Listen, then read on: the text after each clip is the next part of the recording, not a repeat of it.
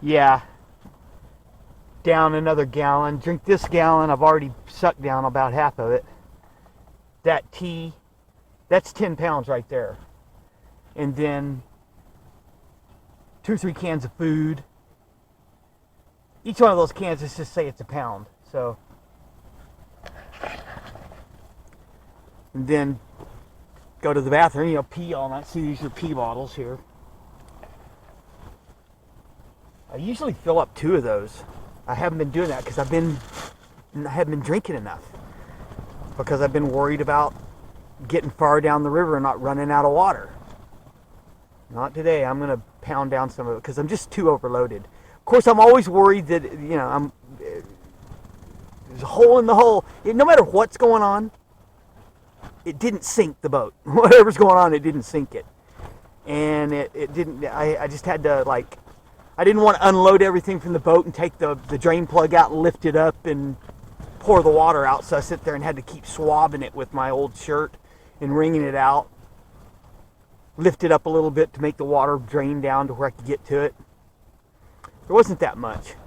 Maybe enough water to fill up that tea bottle. A couple of quarts of water was in the hole, I think. And everything in there, all the bags were soaked.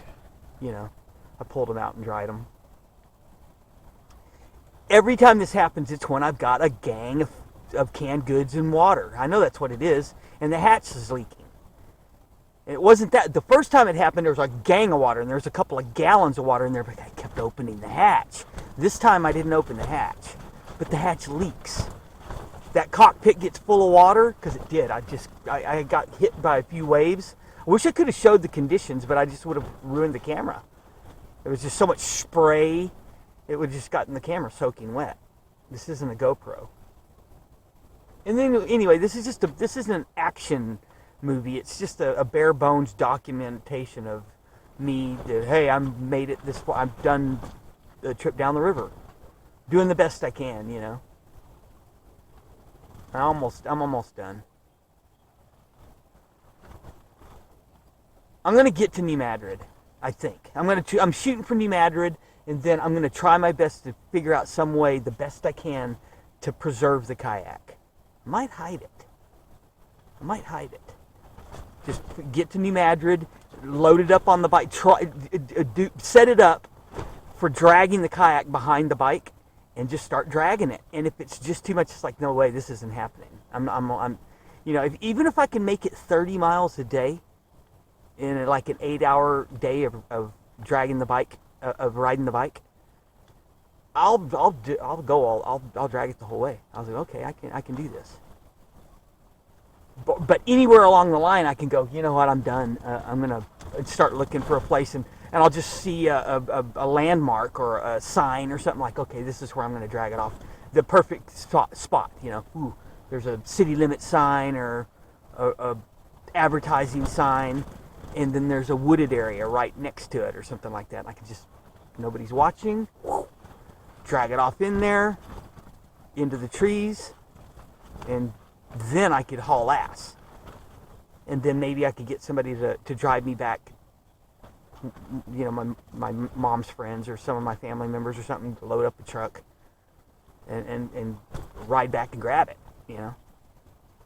Or else I could try to get a storage space in New Madrid. I don't know.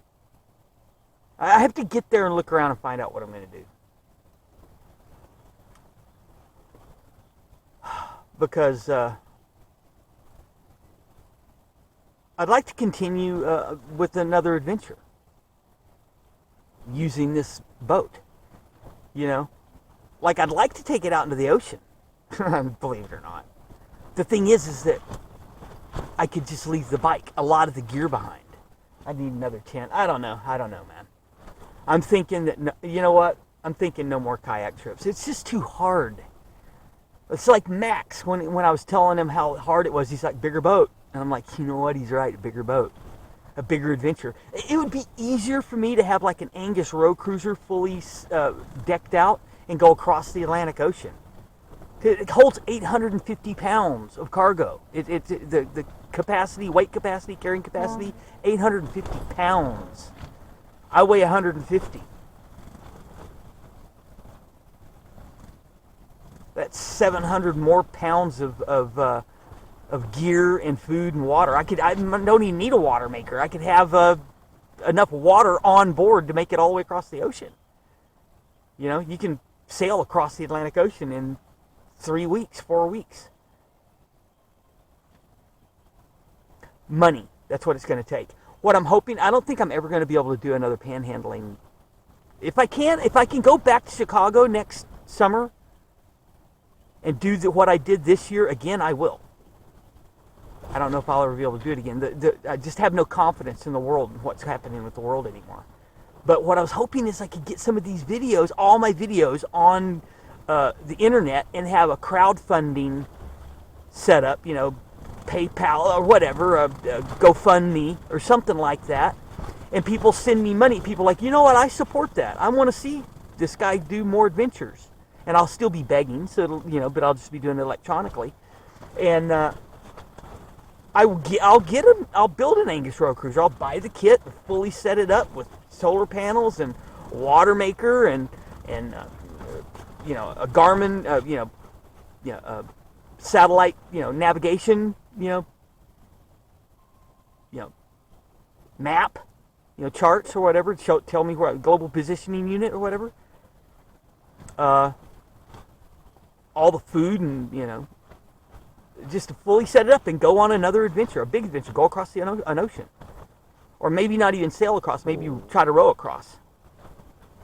But set up the Amazonas where it's harder to capsize. We'll see. I got to finish this adventure first.